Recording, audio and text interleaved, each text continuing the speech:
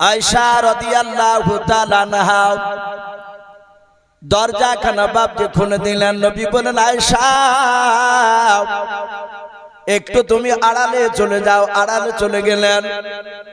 নবী আমার একা শুয়ে আছেন। সাহাবারা বাপজি নবীর কাছে আসলেন। আল্লাহর নবীজিকে ডাক দিয়ে বলেন, ইয়া রাসূলুল্লাহ, ইয়া হাবিবাল্লাহ, নামাজের টাইম পার হতে চলো। নবী আপনি কেন ইমামতি করতে যান নাই? নবীজির পাশে ডান পাশে বাপজি মুরব্বী সাহাবা আবু বকর তিনি বাপজি বসে আছেন। ফেল ফেল করে নবীজির বাপজি চেহারার দিকে চেয়ে আবু বকর নবীর হাতখানা বাপজি ধরে নাড়তেছেন। আল্লাহর দরদি নবীর চোখের কোনা দিয়ে বাপজি ঝরঝর করে পানি ঝরেন।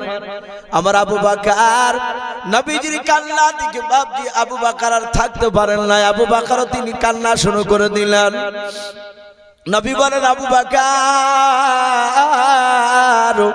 তুমি কান্না করেছো কেন? বলো রে আবু বকর। আবু বকর ডাক দিয়ে বলেন, নবীজি মনে হয় আপনি কোনো ব্যথায় ব্যথিত হয়ে আছেন। নবী গো, আপনার চোখের পানি আমি আবু বকর সহ্য করতে পারি না। আল্লাহর নবী নিজ হাতে আবু বকরের বাপজি চোখের পানিটা বাপজি মুছাছেন আর বলেন, ওরে আবু বকর আমি আসরের নামাজ আজকে আমি ইমামতি করতে পারবো না। আবু বকর যাও, সাহাবারা তোমরা আসরের নামাজটা তোমরা পড়ে নাও। হযরতে উমর ফারুক রাদিয়াল্লাহু তাআলা আনহু বাবা নবীজির বাম পাশে ছিলেন। আস্তে করে বাপজি আওয়াজ দিয়ে বলেন, নবী গো আপনি যাবেন না? বলে না। নবীজির সাহাবা উমর ডাক দিয়ে বলেন, নবী তাহলে আপনি একটু বলে দেন আসরের নামাজের ইমামতি কে করবেন একটু বলুন। আল্লাহর দরদি নবী আমার আস্তে করে বলেন, ওগো সাহাবা উমর শুনে নাও, আজকে মসজিদের আসরের ফরজ নামাজের ইমামতি করবেন আবু বকর। হযরতে আবু বকর বাপজি আরো কান্নার বাপজি আপনার আওয়াজ বানিয়ে দিলেন। হযরতে আলী মুরতুজা রাদিয়াল্লাহু তাআলা আনহু নবীজির হাত দুখানা ধরে ডাক দিয়ে বলছেন, নবী গো আপনি আবু বকরের নামটা করেন না। আবু বকরের দিলটা নরম, এত নরম স্বভাব। আবু বকর হয়তো ইমামতি করতে গিয়ে আবু বকর হয়তো বেহুশ হয়ে পড়ে যাবেন। নবী গো আপনার কান্না দেখে দেখুন সব সাহাবার আগে আবু বকর কান্না করতেছে। ওগো আল্লাহর নবী যে আপনি ওমরকে অনুমতি দেন, ওমর ইমামতি করবে। ওমরের দিলটা শক্ত। আল্লাহর নবী বলেন, ওরে আলী তুমি আমার কলিজার টুকরা বিটি মা ফাতেমা জোহরা রাদিয়াল্লাহু তাআলা আনহার সাথে আমি তোমার বিয়ে দিয়েছি। ওরে আলী তুমি আমার জামাই। আলী শোনেন, আমি পয়গম্বর, আমি জবান দিয়ে বের করেছি আমার আবু বকর আসরের নামাজের ইমামতি করবে। আবু বকর কাঁদেন আর বলেন, ওগো ওমর আমি আর জিন্দা অবস্থায় রাসূলুল্লাহকে আর মনে হয় ইমাম হিসাবে পাবো না। এটা আবু বকর অনুভব করে নিয়েছে। নবী বলেন, আবু বকর যাও ইমামতি করো। আবু বকর তিনি নামাজে গিয়ে দাঁড়ালেন। বিশ্ব নবী বলেন, আয়েশা রে দরজাটা খুলে দাও, কে নামাজ পড়ায় একটু আমি দেখি। আয়েশা দরজা খুলে বলছেন, ওগো রাসূল আমার আব্বাজান ইমামতি করছে, আপনার বন্ধু আবু বকর আমার আব্বাজান দাঁড়িয়েছেন ইমামতিতে। আমার বিশ্ব নবী বললেন, ভালো করেছে। এইভাবে নবীজির জীবদ্দশায় নবী জিন্দা অবস্থায় ইন্তেকাল করার আগে রাসূলের বন্ধু আবু বকর তিনি 17 ওয়াক্তের ফরজ নামাজের ইমামতি করেছেন। আমার বিশ্ব রাসূল একেবারে মৃত্যুর 3 দিন আগে হাজার হাজার বাপজি সাহাবায়ে কেরাম সব নবীর অসুস্থ শুনে সবাই নবীজিকে দেখতে গিয়েছেন। সাহাবা নবীজিকে গোল করে ঘেরাও করে নিয়ে বাপজি সব সাহাবারা বসাও। আল্লাহ রাসূল উঠে একাই বসতে পারেন না। দরদে নবী রহমতের নবী আমার বিশ্ব নবীজি সেই জায়গায় সাহাবায়ে কেরামরা সকলকে বাপজি দেখলেন। নবী আমার নবীজি হাত দুখানা এইভাবে উঁচু করলেন, ডাক দিয়ে বলেন, ওগো আমার সাহাবা আলী আর ওসমান গনি রাদিয়াল্লাহু তাআলা আনহু শোনাও। তারা দুজন সাহাবা নবীজির কাছে এসে বলেন, হুজুর বলুন কেন আমাদেরকে ডাক দিলেন? আল্লাহর নবী বলেন, আলী ওসমান তোমরা দুজনে হাত ধরে আমাকে একটু উঁচু করে তোমরা বসাও। আল্লাহর নবীজির হাত দুখানা ধরে উঁচু করে নবীজিকে বসালেন। দরদে নবী আমার বসার পর সাহাবাদের দিকে ফেলফাল করে দেখতে লাগলেন। আল্লাহর নবীজি ডাক দিয়ে বলেন, আবু বকর তুমি কোথায় আছো, তোমার হাত ওখানে আমাকে ধরতে দাও। হযরতে আবু বকর সিদ্দিক রাদিয়াল্লাহু তাআলা আনহু নবীজির হাত ওখানে ধরার পর ডাক দিয়ে বলেন, নবী গো, আপনার সাহাব আবু বকর আমি তো দাঁড়িয়ে। আল্লাহর নবীজি আবু বকরের হাত ওখানে ধরার পর ডাক দিয়ে বলেন, আবু বকর শুনে নাও, আমি মনে হয় আর বেশি দিন দুনিয়ার বুকে বেঁচে থাকবো না। ওরে আবু বকর, 1 2 3 4 করে আমার 63 বছর হতে চলল। আবু বকর শুনে নাও, আমার হাতের দ্বারাই এবং জবানের দ্বারাই পায়ের দ্বারাই আবু বকর রে, যদি তুমি ব্যথা পেয়ে থাকো কোনোদিন, হয় তুমি আজকে প্রকাশ্য মজলিসে শুনে নাও, হাজার হাজার সাহাবার সামনে হয় তুমি আমাকে মাফ করে দাও, নতুবা তার প্রতিশোধ বদলা তুমি নিয়ে নাও। বলুন সুবহানাল্লাহ। সারা পৃথিবীর শ্রেষ্ঠ নবী আবু বকরের হাতখানা ধরে বাপজি নবীজির বন্ধু আবু বকর ক্ষমা চাইছে। হযরতে আবু বকর বিশ্ব নবীকে এত ভালোবাসতেন। আচ্ছা বলেন, বিশ্ব নবীর কি বাপজি গুনাহ আছে? একটু কথা বল। নবীজির গুনাহ নেই।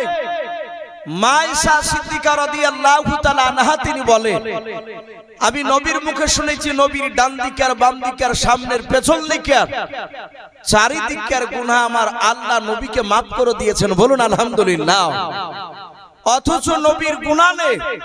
সেই নবী সারা রাত বাপজি নামাজে দাঁড়াতে, নফল নামাজ, সারা রাত নামাজ পড়তেন। মাঝে মাঝে আয়েশা বলতেন, ওগো নবী, আপনার গুনাহ নাই, আপনি এত লম্বা করে কেন নামাজ পড়ে? আপনার পা দুখানা মাঝে মাঝে ফুলে যায়। রাসূলুল্লাহ বলতেন, আয়েশা রে, যে আল্লাহ আমার জীবনের গুনাহ ক্ষমা করে দিয়েছে তার কি শুকরিয়া আদায় করব না? বলুন সুবহানাল্লাহ। নবীজি শুকরিয়া আদায় করতে গিয়ে পা ফুলে ফেলতে।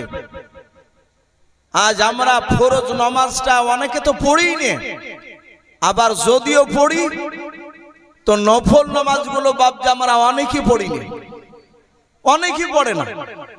এরা আবার দাবি করছে যারা নফল নামাজ পড়ে না তারা আবার দাবি করছে যে সৌদিতে তো নফল পড়ে না, ওখানকার লোকেরা সৌদির সঙ্গে তুলনা করছে ওখানে। এতটুকু মনে রাখবেন, আপনার মসজিদে 1 রাকাত নামাজ পড়লে জামাতে আপনি 27টা নেকি পাবেন। মক্কা নগরে বাপজি কাবাতে যদি কেউ 1 রাকাত নামাজ পড়ে 70 লক্ষর উপরে নেকি আছে। জোরে বলুন সুবহানাল্লাহ। তাহলে ওখানে 1 রাকাত নামাজ পড়ে যা নেকি পাওয়া যায়। আমার মনে হয় যে আপনার এখানে গ্রামের মসজিদে জামাতে ধরে ও আপনি 50 বছর নামাজ পড়ে ওই 1 রাকাতের নেকির সমতুল্য হবে না। আবার দাবি করছে ওখানকার লোকের সঙ্গে যে ওরা নফল পড়ে না, তা আমরা পড়বো কেন? আমাদের যা গুনাহ বাপ ফরজ, ওয়াজিব, সুন্নাত, তার সাথে সাথে বর্তমান নফল নামাজেরও গুরুত্ব দেওয়া দরকার।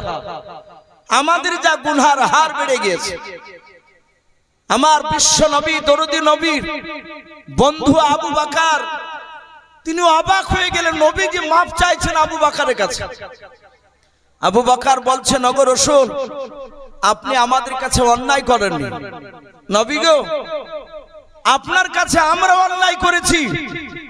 নবী, আপনার অনেক সময় অনেক কথাগুলো আমরা শুনিনি। মুফতি সাহেব এই সাইডে একবার পেছনে হয়ে আপনি না না আসেন, এদিকে বসে।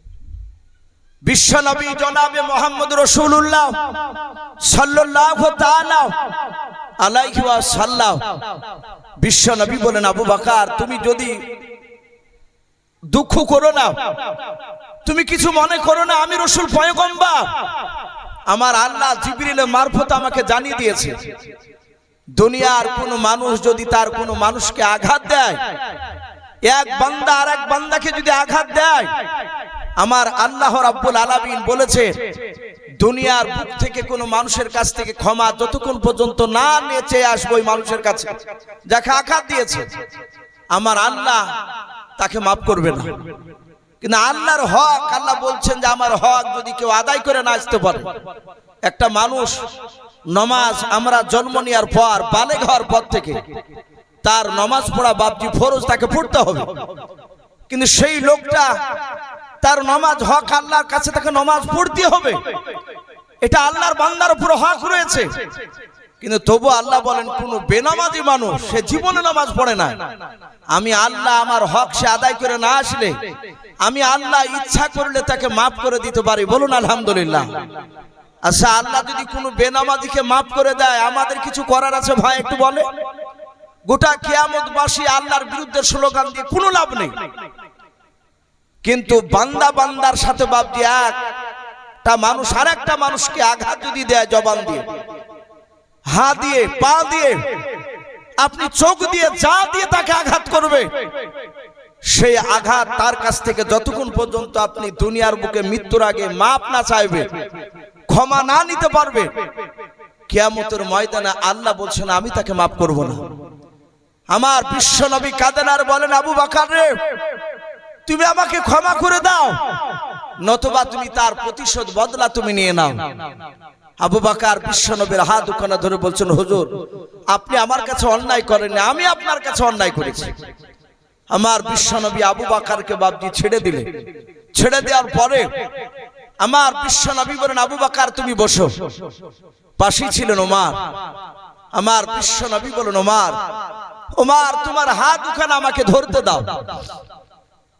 ওমর ইবনুল খাত্তাব রাদিয়াল্লাহু তাআলা আনহু বাবা নবীর হাত দুখানা ধরে বলেন, ইয়া রাসূলুল্লাহ আমি আপনার সাহাবা ওমর। ওগো নবীজি আপনি আমাকে কি বলবেন বলুন। আল্লাহর নবীজি ডাক দিয়ে বলেন, ওমর রে, আমি তোমাকে হাতের দ্বারা, জবানের দ্বারা, পায়ের দ্বারা যদি আঘাত দিয়ে থাকি ওমর, ওরে ওমর তুমি আজকে হয় তুমি মাফ করে দাও, নতুবা তার প্রতিশোধ বদলা তুমি নিয়ে নাও। হযরত ওমর ফারুক রাদিয়াল্লাহু তাআলা আনহু বাবা আল্লাহর নবীজির হাত দুখানা বাপজি ছেড়ে দিয়ে নবীর পা দুখানা বাপজি পাজামের জোরে ধরলেন, কাঁদেন আর বলেন, নবীজি চরম বেয়াদবি করে ফেলেছে নবী গাও। ওগো আল্লাহর নবীজি আপনি আমার কাছে কোনো অন্যায় করেন নাই, নবী আপনার কাছে আমি চরম বেয়াদবি করে ফেলেছিলাম, নবী সেই দিনের জন্য আমি আপনার কাছে মাপ চাই, আপনি আমাকে মাফ করে দেন। হযরত উরাইকা রাদিয়াল্লাহু তাআলা আনহু বলে একজন সাহাবা পাশেই দাঁড়িয়েছিলেন, উনিও কাঁদছেন। ওমরকে ডাক দিয়ে বলছেন, ওমর তুমি নবীকে এমন কি আঘাতজনক কথা বলেছিলে, এমন কি বেয়াদবি করেছিলে নবীর কাছে? হাদিসের কিতাবে পাওয়া যায় আমার বিশ্ব নবীর সামনে ওমর বসে থাকতেন, আরো সাহাবারা বসে থাকতেন। আমার রাসূল বলেন, আমি অনেক দিন লক্ষ্য করে দেখলাম ওমর রাসূলের চেহারার দিকে এমন ভাবে তাকাতেন, যতক্ষণ নবীর সামনে থাকতেন উনি ততক্ষণ দ্বিতীয় অন্যদিকে বাপজি ওমর নজর ফিরাতেন না, একই ভাবে নবীর চেহারার দিকে চেয়ে থাকতেন, আর দুই চোখের কোনা দিয়ে ওমরের ঝরঝর করে পানি ঝরত। আমার বিশ্ব নবী বলতেন, ওমর রে, এই ওমর তুমি আমার দিকে অমন করেছে, কাঁদো কেন? ওমর বলতেন, ইয়া রাসূলুল্লাহ এই চোখ দিয়ে আমি সর্বপ্রথম আপনাকে আমি চিনতে পেরেছিলাম না। ওগো নবী আপনি এত দামি নবী, তা আমি জানতাম না। আপনার উপর ঈমান আনার পর আমি জানতে পেরেছি আপনি কত বড়, আপনি পাওয়ারফুল নবী, কত বড় দামি নবী। তাই নবী আপনাকে দেখে আমি অন্যদিকে নজর আমি ফেরাতে পারি না। উরাইকা ডাক দিয়ে বলেছিল, ওমর তুমি এমন কি আঘাত দিয়েছিলে বলো। নবীর পা দুখানা ধরে ওমর কাঁদেন আর বলেন, হুজুর সেই দিন আমি আপনাকে মারতে গিয়েছিলাম। সকলেই বাপজি আপনারা শুনেছেন আমার বিশ্ব নবীজির বাপজি সেই সময় যখন কোরআন নাজিল হয়েছিল, নবী নবুয়তের দায়িত্ব নিয়ে যখন কলমার দাওয়াত দিছিলেন, ওই সময় বেঈমানেরা আবু জেহেল, উতবা, সাইবা এই কাফিররাও মক্কার সেই সময় তারা বড় বড় টাকা পয়সাওয়ালা মানুষ, তারা শক্তিশালী মানুষ, তাদেরকে মুরুল বলা হতো। তারা রসুলের কোরআনের কথা তারা দেখেছে যে মুহাম্মদ সাল্লাল্লাহু আলাইহি ওয়াসাল্লামের কথা যারাই শুনে তারাই নবীওয়ালা হয়ে যায়। বলুন আলহামদুলিল্লাহ। তখন তারা বলতো, লা তাসমাউ লিহাযাল কুরআন, তোমরা খবরদার কোরআনের কথা মুহাম্মদ সাল্লাল্লাহু আলাইহি ওয়াসাল্লামের বাণী আর মুখ দিয়ে যে কোরআনটা বের হয় আল্লাহর উপর থেকে যে নাজিল হয় আল্লাহর কাছ থেকে, কোরআনের কথা তার কাছ থেকে শোনো না। কাফেররা শুধু শুনতো না তো বটেই, আবু জেহেলরা বলতো যে কানে তুলি দিয়ে ঘুরবা, ওরা দুই কানে তুলে লাগিয়ে দিয়ে ঘুরতো, জানো মুহাম্মদ সাল্লাল্লাহু আলাইহি ওয়াসাল্লামের কথা এই মানুষের কানে যেন না পৌঁছায়। এখনো বাপজি এক শ্রেণীর মানুষেরা আছে, তাবলিগ জামাত দেখলে দেইবন্দি বাপজি উলামায়ে দেইবন্দে যে জাল মুফতি সাহেবরা মাথা দিয়েছে, আমাদের এই রুমাল, এগুলো দেখলে কিছু মানুষের বাপজি গায়ে জ্বালা শুরু হয়ে যায়। অনেক জায়গাতে বাপজি মসজিদে তাবলিগ জামাত ঢুকতে দেয় না, আছে কি নাই কথা বল। ওরা বলে যে খ্রিস্টানের এরা দালাল, তাবলিগ জামাত এদেরকে বলে খ্রিস্টানের দালাল, এরা বাহির থেকে টাকা পায়। বাপজি আমার সোনা লালেরা, ওরা জানে যে তাবলিগ জামাত মসজিদে ঢুকতে দিলে ওরা, আমাদের দলের লোক যদি তাবলিগের কাছে বসে তাহলে আমরা যে ভণ্ডা মুখের খাসি এগুলো জানতে পেরে যাবে। বাকিবিল্লাহ মেদিনীপুরের একজন আলেম রয়েছেন, বাকিবিল্লাহ দামাত বারকাতুহুম আলিয়া, মুফতি সাহেবরা ভালো চিনে, উনি আমার উস্তাদ। সুরুলিয়া মাদ্রাসা সেই সময় তিনি পড়াতেন, ওনার কাছে সারা আকাইদ পড়েছে। উনি এই আখিরিগঞ্জ এলাকায় একটা জালসায় গিয়েছিলেন, ওনাকে প্রশ্ন করেছে, হুজুর তাবলিগ লোকেরা তারা তো টাকা পায় খ্রিস্টানে, তাই তারা বাড়িতে বউ ছেলে ছেড়ে তারা মাসের মাস বছর পর্যন্ত তাবলিগ করে বেড়ায়। উনি কাগজটা পড়ে নিয়ে এভাবে বললেন, আপনারা বলুন সবচেয়ে কার সন্তান বেটা ছেলে বেশি আছে এখানে, হাত তুলে। অনেক লোক বাপজি তারা হাত তুলে বলল আমার 8 ছেলে, কে বলছে 6টা ছেলে। তো বলে আচ্ছা আপনার যদি 6টা ছেলে হয় সবাই কি চাকরি করে, বলে না। বলে আপনার মন চাই না যে আপনার ছেলেরা চাকরি করুক, বলে হ্যাঁ করুক। চাকরি মানে যে টাকা মাসিক পাবে, তার বর্ষা হলে মাপ নাই, তাই তো এই জন্য তো চাকরি গুরুত্বটা বেশি, ওর মার মহিম নাই। তো বলে আপনার মন চাই না, বলে হ্যাঁ। বলে চাকরি নিতে গেলে একটা ডিগ্রি লাগে, কমসে কম না হলো ছোটখাটো চাকরি না হলে মাধ্যমিক লাগবে পাস। তা আপনার ছেলে কি সবাই মাধ্যমিক, বলে না। বলে কে পাট ধয়, কে রাজমিস্ত্রি, কে হয়তো 4 পড়েছে, কেউ পড়েনি। তাহলে শোনেন, তাবলিগে পাঠিয়ে দেন আপনার ছেলেকে, যদি 10,000 করে যদি খ্রিস্টানে যদি বেতন দেয়, তাহলে আপনার 6 ছেলে যদি যায় 6 10 60,000 পাবে। আর এমন তো ভারী কাজ না, এই মসজিদ থেকে ওই মসজিদে, ওই মসজিদ থেকে ওই মসজিদে, একটা থালা, একটা গিলাস, 2.5 কেজি চাল, আর একটা বালিশ আর একটা ক্যাথা, খুব জোর ওজন হলে না 10 কেজি হবে টোটাল মিলে। তাহলে 10 কেজি বহালে তো অসুবিধা নাই। তাহলে আপনার 10টা ছেলেকে আপনি পাঠিয়ে দেন, এই 6টা ছেলেকে। যদি তারা তাবলিগ ঘুরে এসে যদি তারা বলে যে হ্যাঁ টাকা পাওয়া যায়, বাকিবিল্লাহ সাহেব বললেন যে সেই সময় আপনি এসে যা বলবেন আমি তাই মেনে নেব। ওখানকার একটা মাস্টার মশাই তিনি চলে গিয়েছিলেন জামাতে, গিয়ে 10 দিনকার ছুটি নিয়ে গিয়ে বাপজি এক চিল্লা মারিয়ে আসছে, এসে বলছেন যারা প্রচার করে যে খ্রিস্টানে টাকা পায় এরা সব বদমাইশ মিথ্যাবাদী, এরা টাকা পায় না, নিজের টাকা খরচ করে যায়। এতে যদি কেউ মসজিদে যদি কেউ খেতে দেয় তাই খায়। ওখানে বাপজি অনেক তাবলিগওয়ালা হয়েছে, এটা রাসূলের জামানায় ছিল। আবু জেহেলরা বেঈমানেরা বলতো যে নবীর কাছে যেও না, নবীর কথা শুনো না। নবীকে দেখলি বাপজি তারা দূর দিয়ে এভাবে কানে আঙুল দিয়ে যাদের তোলা থাকতো না, তারা কানে আঙুল দিয়ে পালিয়ে যেত। আমরা দেখেছি অনেক জালসা, যাহাতে বাপজি উলামায়ে দেওবন্দির বক্তা যাহাতে উঠছে আর অমনি জুতিয়াটাকে নিয়ে ঘুরিয়ে চলে যায়, যে চাচা যাচ্ছেন কেন, বলে আর শুনবো না। পাশ থেকে বলছে হুজুর আপনি দেওবন্দি ওর লিগে শুনবে না, ওদেরকে শিখে দিয়েছে যে ওদের ওয়াজ শোনাও চলবে না। বাপজি আমার সোনা লালেরাও, আমার বিশ্ব নবীজির কথাগুলো ওমর বাপজি কান দিয়ে শুনেছিলেন না। ওমর রাসূলের বাপজি দূর থেকে বাপজি নয়, সে কিন্তু লোকের কাছে বাপজি শুনতো। সবাই মুহাম্মদ সাল্লাল্লাহু আলাইহি ওয়াসাল্লামের বিরোধিতা করে, কিন্তু সেই ওমর ডাক দিয়ে আবু জেহেলকে বলেছিল, আবু জেহেল মুহাম্মদ সাল্লাল্লাহু আলাইহি ওয়াসাল্লাম তো কাউকে আঘাত দিয়ে কথা বলে না, তাই এরকম অনেক লোক বলে, আমি তাদের মুখ থেকে শুনেছি, বলুন আলহামদুলিল্লাহ। ওমর এই কথাটা আবু জেহেলকে প্রশ্ন করেছিল। আবু জেহেল দেখলে তো বেটা তো অর্ধেক হয়ে যাবে, তো বেঈমান আবু জেহেল অনেক কৌশল করে বাপজি ওমরকে হাতে রেখেছিল। সে এক নাই দুই নাই, প্রায় 12,000 বেঈমান মুশরিক কাফেরের বাচ্চারা মিটিং ডেকেছে। আল্লাহ নবীর বিরুদ্ধে। সেই সভার প্রধান বক্তা ছিল বেঈমান আবু জেহেল। ওই জায়গায় দাঁড়িয়ে বাপজি আবু জেহেল বলল, কেউ আছো আব্দুল্লাহর সন্তান মুহাম্মদ সাল্লাল্লাহু আলাইহি ওয়াসাল্লামের মাথা কাটতে পারবা, নবীকে মারতে পারবা, কেউ আছো? 12,000 লোক সবাই বাপজি তাকাতাকি করছে, কেউ হাত তুলে সাহস পায় না। তারা এটাও জানতো মুহাম্মদ সাল্লাল্লাহু আলাইহি ওয়াসাল্লামকে মারা অত সহজ নয়।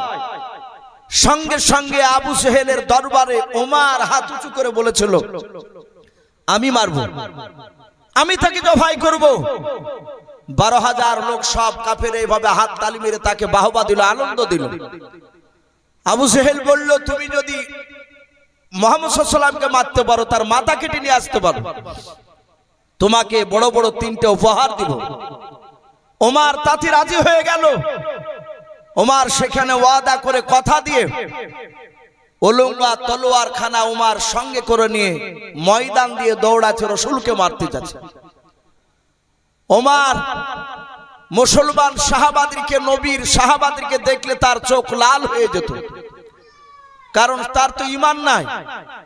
কিন্তু নবীজি ওমরের শক্তির ব্যাপারে বলেছে, আল্লাহ ওমরকে এত শক্তি দিয়েছিলেন, ওমরের 2 হাতে 50টা যুবকের শক্তি একাই আল্লাহ ওমরকে দিয়েছিলেন। বলুন সুবহানাল্লাহ।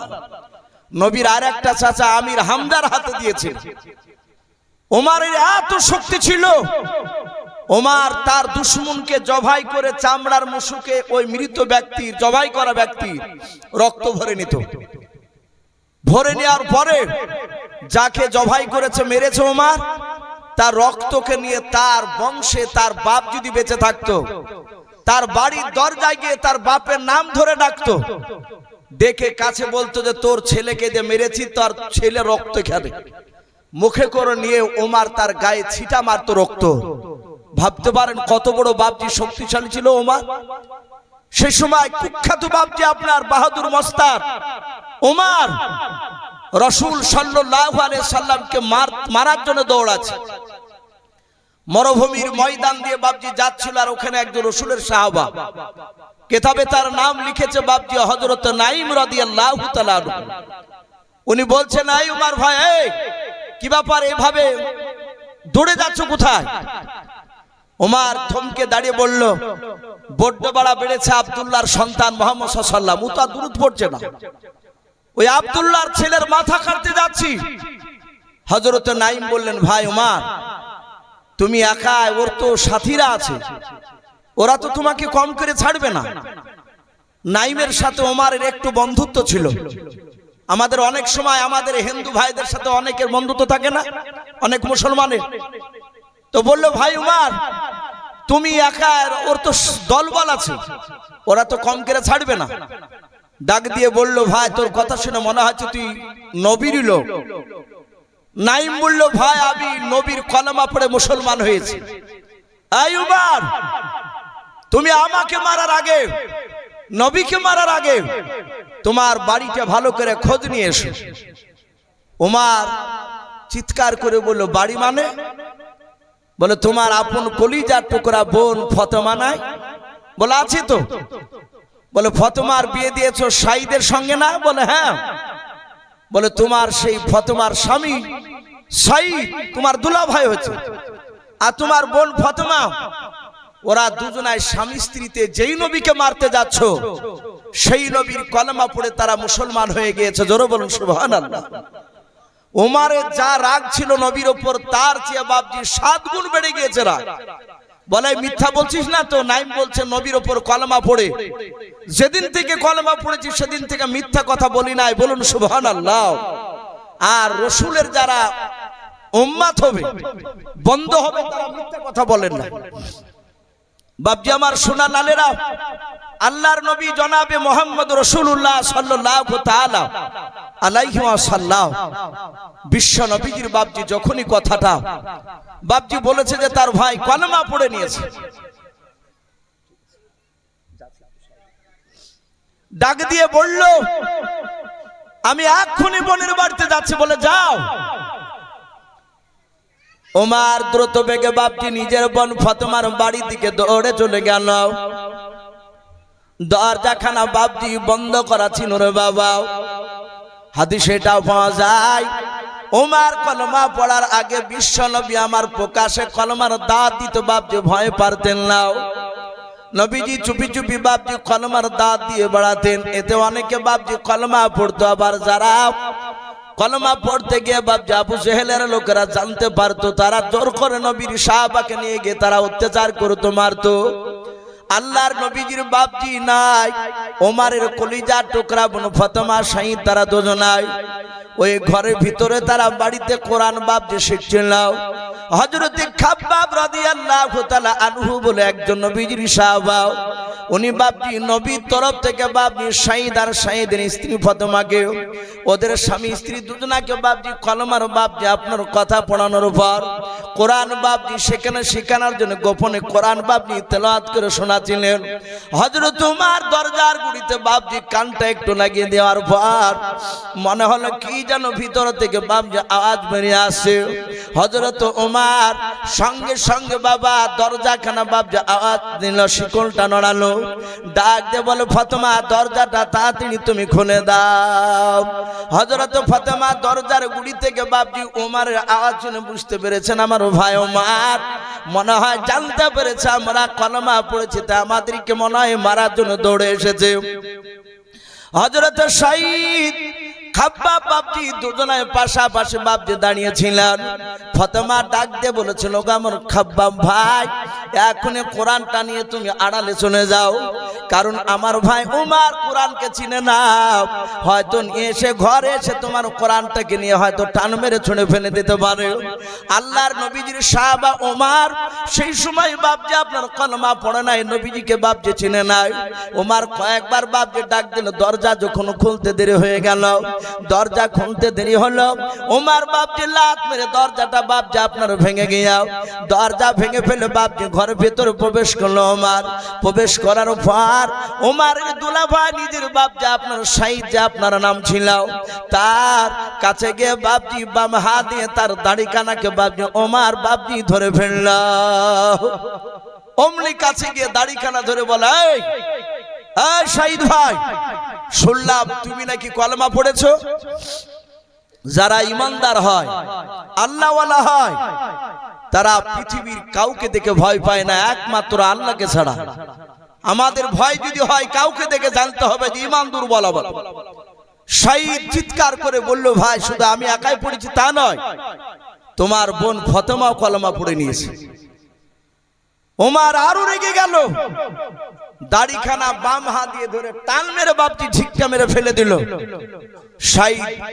আগুনেতে উঠানে পড়ে গেল ওমর নিজের দুলা ভাইয়ের বুকের উপরে দাঁড়িয়ে পা দিয়ে লাত মারতে লাগলো বুকের বাতা ভেঙে ফেলবো বলে তলোয়ারের উল্টো পিঠ দিয়ে আঘাত করতে লাগলো হযরত শাহিদকে চিৎকার করে আওয়াজ দেয় মারে আর বলে বল কলমা ছাড়বি কিনা আমাদের দুশমন মুহাম্মদ সাল্লাল্লাহু আলাইহি ওয়াসাল্লামের কলমা ছাড়বি কিনা বল হযরত শাহিদ বলে ভাই না মারতে মারতে যদি শেষ করে দিস তাও কলমা ছাড়বো না ওমর বারবার বাপজি মারতে লাগলো ওমর এত মারতেছে একবারের জন্য বাপজি বলে নাই যে আমাকে মেরো না আমি কলমা ছেড়ে দিতে রাজি আছি ওমর মারতে মারতে বাপজি দেখলো নিজের দুলা ভাইয়ের অনেকটা রক্ত বাপজি মাটিতে পর্যন্ত পড়েছে হযরত ফাতেমা সঙ্গে সঙ্গে বাপজি দেখলো আমার স্বামীকে তো আর বাঁচানো যাবে না হযরত ফাতেমা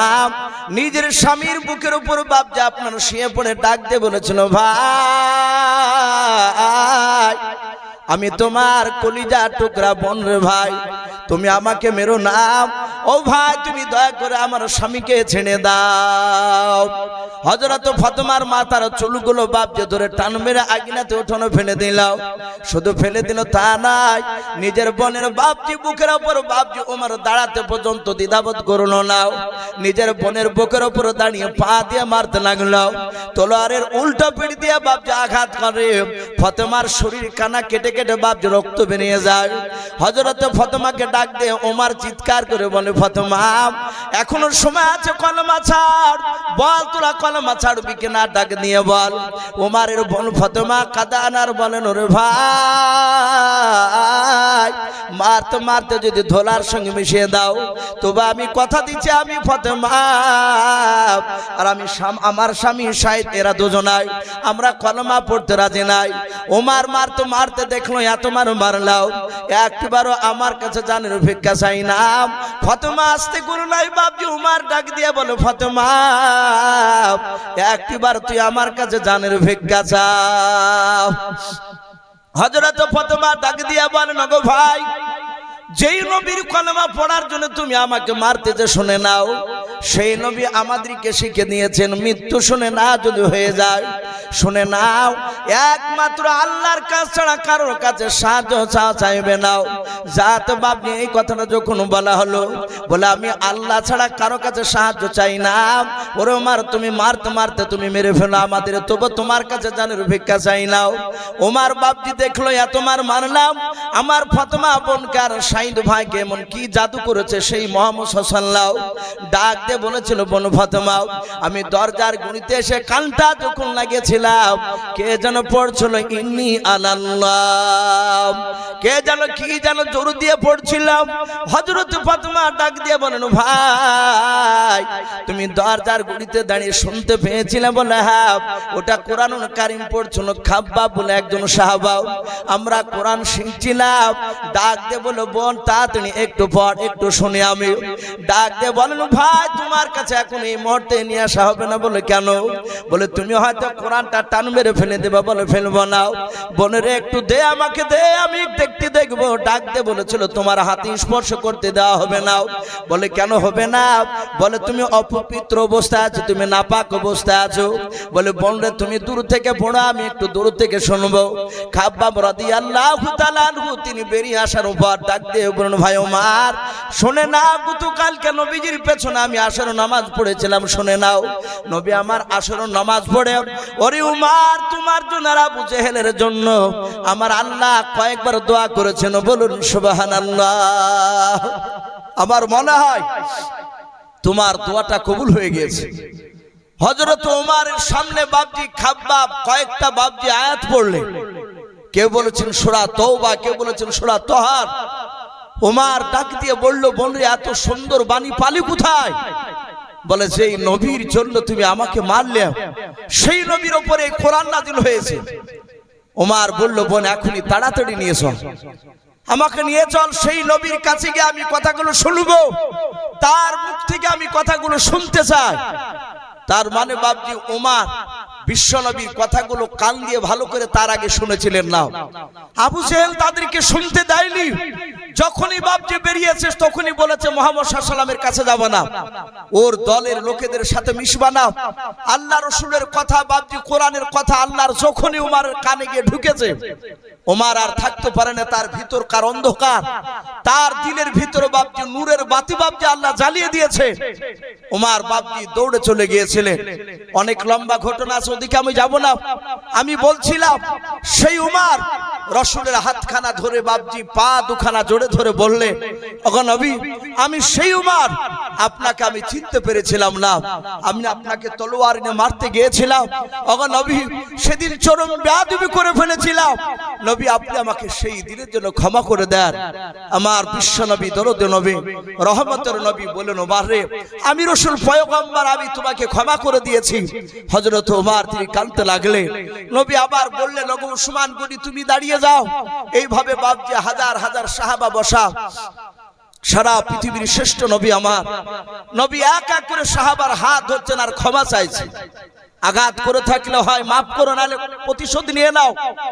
হযরত আবু বকর দেখলেন এইভাবে সব সাহাবার কাছে এক এক করে নবী ক্ষমা চাইবে, এটা তো বেয়াদবি হয়ে যাচ্ছে আমাদের। নবী তো কোনো অন্যায় করেনি, কারো কাছে গুনাহ করেনি, নবীজির গুনাহ নাই, নবী অন্যায় কাউকে আঘাত দেয়নি, বরঞ্চ আমরা সাহাবারাই নবীর কথা অনেক সময় শুনি নাই। ডাক দিয়ে আবু বকর বললেন, ওগো নবী আপনি এইভাবে এক এক করে সাহাবার কাছে ক্ষমা চাইবেন না। নবী গো আমি আবু বকর, সবারই তরফ থেকে আবু বকর আমি যেহেতু সব সাহাবা আমাকে বড় বলে মানে, ওগো রাসূল আমি আবু বকর সাহাবা, প্রতিটা সাহাবার পক্ষ থেকে আমি আপনাকে মাফ করে দিলাম। ওগো নবী আপনি আমাদের সকল সাহাবাকে আপনি অন্তর থেকে মাফ করে দেন। আল্লাহর নবী বলেন, আবু বকর আমি সবাইকে মাফ করে দিলাম, তুমিও মাফ করে নে? বলে হ্যাঁ। হযরত নবী যখন মাফ করে দিলাম বললেন, সঙ্গে সঙ্গে বাবা পেছন দিকে আরেকজন বাপজি সাহাবা ছিল, বিশিষ্ট সাহাবা, যিনার নাম কিতাবে এসেছে বাপজি সাদ ইবনে আবি ওয়াক্কাস রাদিয়াল্লাহু তাআলা আনহু, বাপজি হাই র‍্যাঙ্কের দামি সাহাবা। ওই সাহাবা পেছন দিক থেকে চিৎকার করে ডাক দিয়ে বলেছিলেন, ইয়া রাসূলুল্লাহ, ইয়া হাবিবাল্লাহ, সমস্ত সাহাবারা ওমরকে মাফ করে দেওয়ার জন্য দায়িত্ব দিতে পারে আপনার সামনে, কিন্তু আমি সাদ ইবনে আবি ওয়াক্কাস আমি আপনাকে অতক্ষণ পর্যন্ত আমি ক্ষমা করব না, মাফ করব না। নবী গো যতক্ষণ পর্যন্ত আমি আপনাকে নিজ হাতে আমি মেরে প্রতিশোধ না নিতে পারবো, জোরে বলুন সুবহানাল্লাহ। নবীকে মারবো বলেছে সাদ ইবনে আবি ওয়াক্কাস। সব সাহাবা আশ্চর্য হয়ে গেলেন। আবু বকর কাঁদেন আর বলেন, ভাই রে, নবীকে মারা তো দূরের কথা, নবীর দিকে চোখটা টেढ़ा করে তাকালি মানুষ নষ্ট হয়ে যায়, আর তুই নবীকে মারবো বলছিস? হযরতে সাদ ইবনে আবি ওয়াক্কাসের মেজাজ একদম হাই টেম্পার হয়ে আছে। ডাক দিয়ে বলে, তোমরা মাফ করতে পারো, আমি মাফ করব না। আল্লাহ রাসূল বললেন, ওকে সাহাবা ওকে ছেড়ে দাও। ওমর সকল সাহাবা বলছে, নবী একটু সময় দেন, ও সাহাবা হয়তো ভুল করেছে, আমরা একটু বুঝিয়ে দেখি, সে যদি ক্ষমা করে দেয়। আল্লাহ রাসূল বসে বসে শুনছে। সব সাহাবারা বললেন, ভাই সাদ ইবনে আবি ওয়াক্কাস নবীকে মাফ করে দাও, নবীকে মেরো না। একই কথা বলছেন, আমি কারো কথা শুনবো না। লাস্টে আবু বকর বললেন, ভাই সাদ ইবনে আবি ওয়াক্কাস শুনে নাও, আমরা যতগুলো সাহাবা আছি সব সাহাবারা আমরা যা একটু ভালো কাজ করেছি, আল্লাহ যদি তার বিনিময়ে যদি নেকি দান করে, আমাদের সকল সাহাবারা আমাদের তরফ থেকে সব নেকিগুলো তোমাকে দান করে দিচ্ছি, ভাই তার বিনিময়ে রাসূলকে মাফ করে দাও। সাদ ইবনে আবি ওয়াক্কাস বলল, আমি নিব না, আমি ক্ষমা করব না, আমি রাসূলকে মারবই। লাস্টে আবু বকর সিদ্দিক রাদিয়াল্লাহু তাআলা আনহু তিনি কাঁদেন আর বলে, ভাই সাদ ইবনে আবি ওয়াক্কাস তুমি তো জানো আমি আবু বকর, আমার বিশ্বনবী আমার নেকির ব্যাপারে, আমার মর্যাদার ব্যাপারে অনেক সময় তোমাদের সামনে বলেছে। আপনারা সকলেই জানেন আমার বিশ্বনবী আবু বকরকে যেদিন মক্কা থেকে হিজরত করে নিয়ে গিয়েছিলেন, সেই দিনকে রাত্রে নবীজির বন্ধু আবু বকরের ব্যবহার দেখে আমার বিশ্বনবী এত খুশি হয়েছিলেন। আর আল্লাহ কোরআনে বলেছেন, কুল ইন কুনতুম তুহিব্বুনাল্লাহ ফাত্তাবিউনি ইউহিব্বুকুমুল্লাহ ওয়া ইয়াগফির লাকুম যুনুবাকুম ওয়াল্লাহু গফুরুর রহিম। আমার আল্লাহ বলেছেন, হে রাসূল আপনি বলুন, আমার সান্নিধ্য লাভ করতে হলে, আমার জান্নাত নিতে হলে, ফাত্তাবিউনি, হে রাসূল আপনার জন্য ইত্তেবা অনুসরণ করে যেন চলে। ওগো আমার বিশ্বনবী আপনার ইত্তেবা অনুসরণ করে চললে ইউহিব্বুকুমুল্লাহ, আমি আল্লাহ তাকে ভালোবাসবো, বলুন আলহামদুলিল্লাহ।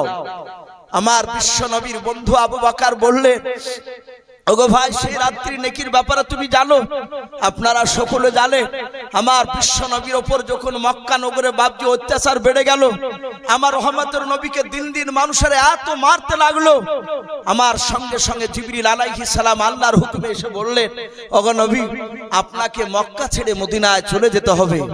আমার রাসূল বললেন, ওগো জিবরিল এই মুহূর্তে কি যাওয়া লাগবে? বলে, না আমি তা জানি না, এখনই যেতে হবে তা বলেননি আল্লাহ, কিন্তু এতটুক বলেছেন আল্লাহর যেদিন অর্ডার হবে সেদিন আপনাকে এসে বলবো, আপনি আর আপনার বন্ধু আবু বকর দুজনাকে মক্কা ছেড়ে মদিনায় চলে যাওয়া লাগবে।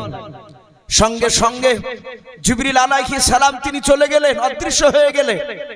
নবীর কাছে কোনো কথা নতুন আসলে সঙ্গে সঙ্গে দৌড়ে গিয়ে নবীর বন্ধু আবু বকরের কাছে বলতেন, বলুন আলহামদুলিল্লাহ। নবী আমার আবু বকরের বাড়িতে গিয়ে বলেন, আবু বকর এই কিছুক্ষণ আগে জিবরিল এসেছিলেন, আমাকে আর তোমাকে মক্কা ছেড়ে মদিনায় চলে যেতে হবে। হযরত আবু বকর বলছেন, লব্বাইক রাসূলুল্লাহ, আমি এখনই তৈরি আছি, বলুন আলহামদুলিল্লাহ। নবী বলেন, আবু বকর এখন নয়, বলো কখন যেতে হবে, কবে যেতে হবে নবী বলুন। আল্লাহর নবী বলেন আবু বকর সেটাও বলেননি, কিন্তু এতটুকু কথা বলেছেন যেদিন আল্লাহর অর্ডার হবে সেদিন এসে তোমাকে ডেকে নিয়ে চলে যাব। ও বাপজি ভাইরা, শুধু এতটুকু কথা উমারকে শোনালেন না, আবু বকরকে শোনালেন। আবু বকর এমনি এমনি দামি হয় নাই, সব সাহাবার চেয়ে বাপজি নেকির দিক দিয়ে বাপজি এত দামি এমনি হয় নাই। আবু বকর সেদিন থেকে আর বিছানায় ঘুমাই নাই, বলুন আলহামদুলিল্লাহ। যেদিন বাপজি রাসূলুল্লাহ রাত্রিবেলা শুয়ে আছে, ৬০০০ বেঈমান মুশরিক কাফেরের বাচ্চারা নবীজি চারিদিকে বাড়ি ঘেরাও করে নিয়ে দাঁড়িয়ে আছে। নবী সেদিন বেরোলেই রাসূলকে জবাই করবে। জিবরিল আলাইহিস সালাম এসে বললেন আসসালামু আলাইকা ইয়া রাসূলুল্লাহ। নবী সালামের উত্তর দিয়ে বলেন জিবরিল ভাই এত রাত্রিতে কেন? বলে নবী আপনাকে এখনই মক্কা ছেড়ে মদিনা যাওয়া লাগবে। আল্লাহর নবীজি ডাক দিয়ে বলেন ওরে জিবরিল ভাই এখনই যাওয়া লাগবে? বলে হ্যাঁ। বলে নবী আপনি দেখতে চান আপনার বাড়ির চারিদিকে কারা দাঁড়িয়ে আছে? আল্লাহ রাসূলের হাতখানা ধরে জিবরিল আলাইহিস সালাম আগুনাতে উঠোনে নিয়ে গিয়ে বাপজি দাঁড় করে দিলেন। বলে নবী আপনি চারিদিকে তাকে দেখুন। নবীজি তাকে দেখলেন ৬০০০ বেঈমান মুশরিক কাফেরের বাচ্চারাও নবীর চারিদিকে গণ করে বাপজি ঘেরাও করে নিয়ে দাঁড়িয়ে আছে। নবী বলেন জিবরিল ভাই এখন আমি কেমন করে এখান থেকে বেরিয়ে যাব তুমি বলে দাও। বলে নবী চিন্তা করবেন না, আপনাকে বেরিয়ে দেওয়ার ব্যবস্থা আল্লাহ করে দিবেন, আমাকে পাঠিয়েছে আপনাকে বের করে দেওয়ার জন্য। আল্লাহর নবীজির বাপজি আপনার জিবরিল আলাইহিস সালাম নবীর হাতখানা ধরলেন, সূরা ইয়াসিন থেকে বাপজি একটা আয়াত বাপজি তেলাওয়াত করে বাবা ফু দিয়ে ছেড়ে দিলেন ধুলোগুলো। সব ধুলোগুলো কাফেরের চোখে বাপজি আপনার পড়ে গেল। তারা তলোয়ার রেখে দিয়ে চোখ মচলাতে বাপজি শুরু করলো। আল্লাহর নবীজির বিছানায় নবীজির জামাই আলী রাদিয়াল্লাহু তাআলা আনহুকে বিছানায় শুয়ে দিয়ে বাবা আবু জেহেল আর সাইবা, কেউ বলেছেন আবু জেহেল আর উদবা, এরা দুজনা পাশাপাশি ছিল। ওদের পা দিয়ে আল্লাহর নবীজিকে বাপজি বের করে দিলেন। আল্লাহর নবীজি যাওয়ার পর আস্তে করে বাপজি আবু বকরের বাড়ির দরজায় গিয়ে ডাক দিয়ে বলেছেন আবু বকর। কেউ বলেছেন শুধু আবু শব্দটা বের করেছিলেন, সঙ্গে সঙ্গে বাপজি লব্বাইকে রাসূলুল্লাহ বলে আবু বকর বাপজি ঝাঁপ দিয়ে দিলেন। নবী আমার দেখলেন আবু বকর মাথায় একটা ফুটলা আছে। আল্লাহর নবীজি আশ্চর্য হয়ে বলেন আবু বকর, ওরে আবু বকর তোমার মাথার ফুটলা কেন তুমি একটু বলাও। বলে নবী গো মক্কা ছেড়ে মদিনা যেতে গেলে কিছু খাবারের প্রয়োজন হতে পারে। নবী গো খাবার দোকান আনতে গেলে লোকেরা দেখে নেবে, বেঈমান আবু জেহেলের কাফেরের লোকেরা তারা ধরে নিয়ে গিয়ে আপনাকে মারবে আমাকে মারবে। নবী গো তাই খাবার কিছু আপনার ফুটলাতে বেঁধে নিয়েছে। নবী গো ফুটলাটা একটু ভারী আছে, এই ফুটলার ভিতরে একটা গাদলা পর্যন্ত রাখা আছে। আল্লাহর নবী বলেন আবু বকর ওই গাদলাটা কেন তুমি সঙ্গে নিয়েছো মাথার উপরে বলাও। বলে নবী গো আপনি হাঁটাহাঁটি করে শরীর ক্লান্ত হয়ে যাবেন, ওগো নবী আপনি আরাম করতে যাবেন, ওই সময় গাদলাটা বিছিয়ে দেব নবী, গাদলার উপরে আপনি আরাম করবেন। নবী আমার তাকে থেকে আবু বকরের কথা শুনলেন, ডাক দিয়ে বলেন আবু বকর আজকে কি তোমাকে ডাকবে এটাকে তুমি আগে থেকে জানতে বলাও। আবু বকর বলে হুজুর না আমি জানতাম না। বলে আবু বকর তাহলে তুমি কেন আজকে তুমি ফুটটা মাথায় করে নিয়ে রেডি হয়ে দাঁড়িয়েছিলে বলাও। বলে হুজুর শুধু আজকে নয়, ও নবীজি আপনি সেই দিন কে বলেছিলেন আবু বকর রে তোমাকে আর আমাকে একদিন মক্কা ছেড়ে মদিনায় যাওয়া লাগবে। আমি সেদিন বলেছিলাম নবী কবে যেতে হবে আপনি বলুন ডেটটা বলুন। বলেছিলেন আমি জানি না। ওগো নবী আপনি বলেছিলেন আল্লাহর যেদিন অর্ডার হবে সেই দিন এসে তোমাকে ডেকে নিয়ে চলে যাব আবু বকর। ওগো আল্লাহর নবী যে আজ থেকে প্রায় কোন রাবি লিখেছেন বাপজি 6 মাস আগে বাপজি কথাটা বলেছিল, বলুন সুবহানাল্লাহ। আল্লাহর নবীর বন্ধু আবু বকর বলে নবীজি ওই 6 মাস থেকে খোদার কসম করে বলে নবী গো এশার নামাজ আপনার পেছনে জামাতে পড়ে আসার পর এ পোটলা মাথায় করে নিয়ে ও নবীজি আমার বাড়ির দরজার গুড়িতে পিঠ লাগিয়ে দাঁড়িয়ে আমি কানটা দরজার বাইরে আমি একটু লাগিয়ে রাখতাম। ওগো নবীজি একটু ফলো করে থাকতাম, আল্লাহর নবীজি কখন এসে ডাক দিবে আমি দৌড়ে বেরিয়ে যাব। ওগো আল্লাহর নবীজি আমি যদি নিদ্রা থেকে যাই নবী আপনি এসে ডাক দিবেন আবু বকর, ও আবু বকর করে ডাক দিবেন নবী গো। আপনার আওয়াজখানা যদি একবার শুনতে না পাই, ও নবীজি 2 বার শুনতে না পেলে নবী গো হয়তো বেঈমান আবু জেহেলের কাফেররা আপনার আওয়াজ শুনে হয়তো আপনাকে ধরে ফেলবে। আপনাকে আঘাত করবে নবী। কিয়ামতের ময়দানে আল্লাহ যদি একবার যদি বলে আবু বকর আমার নবী এসে তোমার বাড়ির দরজায় দুইবার ডাক দিয়েছিল, কেন তুমি আওয়াজ দিতে পারো নাই? ওগো নবী এই কারণে সারা রাত ফজর পর্যন্ত আমি দাঁড়িয়ে থাকতাম। নবী আজও সেই দিনকার মতো আজও দাঁড়িয়েছিলাম। ওগো নবী যার কথা বলা যাবে না, তাড়াতাড়ি চলুন, আপনি কোথায় নিয়ে চলে যাবেন? আল্লাহর নবী বলেন আবু বকরকে সাথে নিয়ে যাও। আমার সঙ্গে সঙ্গে আবু বকর যখন চলতে লাগলো, আল্লাহর নবী বলেন আমি অনেকটা রাস্তা লক্ষ্য করে দেখলাম আবু বকরকে। আবু বকর রাস্তা দিয়ে যেতে যেতে বাবা একবার নবীজির ডান পাশে যায়, আর একবার নবী বলেন দেখি দৌড়ে গিয়ে বাম পাশে চলে যায়।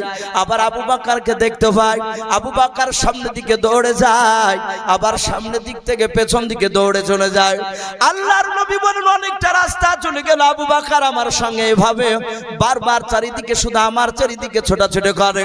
আল্লাহর নবী মনে মনে ভাবলেন মনে হয় আমার আবু বকর তার বিবির উম্মানের জন্য হয়তো মনটা খারাপ করে, তার পিতা আয়েশা আসমার জন্য হয়তো মনটা খারাপ করে। আল্লাহর নবী বলেন আবু বকর, আবু বকর একটু দাঁড়াও। নবী আবু বকর হাতটা ধরে বলেন আবু বকর রে, আমার বাড়ি থেকে নয় তোমার বাড়ি থেকে আমি লক্ষ্য করে দেখলাম তুমি আমার সঙ্গে যাচ্ছিলাও, একবার সামনের দিকে একবার বাম দিকে আবার পেছন দিকে। এই আবু বকর চারিদিকে তুমি দৌড়াদৌড়ি করে বুঝি তোমার বাড়ি যেন মনটা বড় খারাপ করে। আবু বকর কাঁদেন আর বলে নবীজি আপনাকে এত ভালোবাসে নবী গো।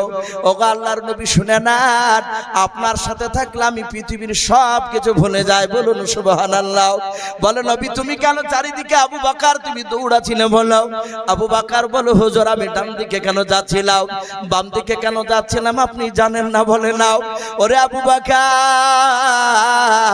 গায়েবের খবর অদৃশ্য খবর আল্লাহ ছাড়া কেউ জানে না, এই জন্য আমি জানি না তোমার অন্তরের কথাও। কেন তুমি চারিদিকে দৌড়াদৌড়ি করেছিলে তুমি বলো? আল্লাহর নবীজিকে ডাক দিয়ে আবু বকর বলে হুজুর আজকে রাত্রিবেলায় আমি ডান দিকে চলে যাচ্ছি আপনার সাথে, কেন শুনে নাও আজকে যে রাত্রিবেলায় মক্কা ছেড়ে মদিনায় আমরা পালিয়ে যাচ্ছি। ওগো আল্লাহর নবী এই কথাটা কোন রকমে যদি আবু জেহেলের লোকেরা গতকালকে যদি টের পেয়ে যায় জানতে পেরে যায়, হয়তো আবু জেহেলের লোকেরা এই রাস্তার দিকে হয়তো চারিদিকে বেঈমানেরা তীর ধনুক নিয়ে দাঁড়িয়ে থাকবে। নবী গো ডান দিকের বাহু দেখে হয়তো বেঈমানেরা ডান দিকের কাফেররাও আপনার বাহুখানা দেখে ডান দিকে লক্ষ্য করে হয়তো তারা তীরখানা ছড়বে। ও নবী আপনার বন্ধু আবু বকর ডান দিকে এই কারণে দৌড়ে যায়, ডান দিকের তীরটা যেন আপনার শরীরে না গেঁথে গিয়ে আপনার বন্ধু আবু বকরের যেন গায়ে যেন গেঁথে যায়। বলুন সুবহানাল্লাহ। আল্লাহর নবী বলেন ওরে আবু বকর এই কারণে চারিদিকে তুমি দৌড়ায়? বলে হ্যাঁ নবীজি চারিদিকের তীরগুলো যেন আবু বকরের গায়ে লাগে, নবী জান থাকাকালীন পর্যন্ত আপনার যেন শরীরে যেন না গেঁথে যায়। আল্লাহর নবী আর থাকতে পারলেন না, আবু বকর কি বুকের সাথে বাপজি জোড়ে ধরে গালে মুখে চুমা দিয়াও। আল্লাহর নবী বলেন আবু বকর এত ভালোবাসো তুমি আমাকে? বলে হ্যাঁ। আবু বকর শোনে না আমি পয়গম্বর শুন বললাম তুমি এত ভালোবাসে এত তোমাকে মহব্বত আমি করে শুনে নাও, আজকে রাত্রি নাকিটা শুনে নাও। অন্য কোন উম্মাত কেন সারা পৃথিবীর উম্মাতেরা একদিকে যদি হয় তোমার আজকে রাত্রি নাকির সমান কেউ হতে পারবে না। বলুন সুবহানাল্লাহ। সেই আবু বকর ডাক দিয়ে বলছেন ভাই সাদ ইবনে আবি ওয়াক্কাস আমার ওই রাত্রি নাকিটা পর্যন্ত আমি তোমাকে দান করে দিয়েছি, তুমি রাসূলকে maaf করে দাও। সাদ ইবনে আবি ওয়াক্কাস বলেন ভাই আবু বকর আমি তবু তোমাকে আমি রাসূলকে maaf করব না, আমি ওই রাত্রি নাকি নিব না, তুমি আমাকে রাসূলকে মারতে দাও। নবী বললেন আবু বকর ওকে ছেড়ে দাও, যদি তোমরা ওকে জোর করে যদি ক্ষমা চেয়ে নাও হয়তো আল্লাহ কিয়ামতের ময়দানে এটা আমাকে প্রশ্ন করতে পারে তুমি তোমার সাহাবাকে দিয়ে জোর করে তুমি ক্ষমা করে নিয়েছো, তোমাকে মারবো বলছিল মারতে দাওনি, সেদিন আমি কিয়ামতের ময়দানে জান্নাত যেতে গিয়ে আটকা পড়ে যাব। কিয়ামতের ময়দানে তো সূক্ষ্ম বিচার হবে সেদিন। হে আমার আবু বকর ওর প্রতিশোধ নিতে দাও। বাপজি আমার সোনা লালেরা আবু বকর সিদ্দিক রাদিয়াল্লাহু তাআলা আনহু সকলে দাঁড়িয়ে গেলেন। আমার রহমতের নবী দাঁড়িয়ে ডাক দিয়ে বললেন ওরে সাদ ইবনে আবি ওয়াক্কাস তুমি যে আমাকে মারবো বলছো, আচ্ছা তুমি কি দিয়ে মারবা? বলে হুজুর যে চাবুকটা দিয়ে আপনি আমাকে মেরেছিলেন, একদিন উটের পিঠে চেপেছিলেন আর আমি উটের লাগাম ধরে ধরে যাচ্ছিলাম, আপনার ডান হাতে চাবুক ছিল, চাবুক দিয়ে উটের পায়ে মারতে গিয়ে উটের পায়ে না লেগে আমার এই কাঁধে লেগেছিল। হে নবী, আমিও আপনার কাঁধে মারতে চাই। ওই চাবুকখানা আমার বাড়িতে রাখা আছে, আমি যত্ন করে রেখেছি। বাপজি আমার রাসূল বললেন, যাও সাদ ইবনে আবি ওয়াক্কাস, তুমি যাও দৌড়ে চাবুকখানা নিয়ে এসো। বাপজি আপনারা সকলেই জানেন মসজিদের উন্নতি কল্পে বাপজি আজকে এই জালসার মাহফিল আয়োজন করা হয়েছে। তাই তো মসজিদের উন্নতি কল্পে আপনারা অনেকে বসেছেন আলহামদুলিল্লাহ। ডান দিকে বাম দিকে সামনে অনেক বাপজি ভাই বসে আছে। মুফতি সাহেব একটু ইশারা করলেন, ভাই আপনি একটু কালেকশনের দিকে একটু বলুন। তাই বেশি নাই বাপজি, মিনিট 15 মতো, বেশি কষ্ট দিব না, কারণ আমার পরে আর একজন ভালো বক্তা রয়েছে, উনি আসবেন, ওনাকেও বাপজি একটু সময়ের দরকার রয়েছে। আর রাত্রি বেশিরভাগ 11টা বাজতে চললে মানুষ আর থাকতে চাইছে। এই জন্য বাপজি আরব শেখ 300 টাকা দিয়েছেন, আল্লাহ তার দানকে কবুল করুন, বলুন আল্লাহুম্মা আমিন। তাই বাপজি আপনারা এখানে বসে আছেন মসজিদকে তৈরি করার জন্য। আলহামদুলিল্লাহ ঘর তো সুন্দর হয়েছে, আরো কাজ রয়েছে।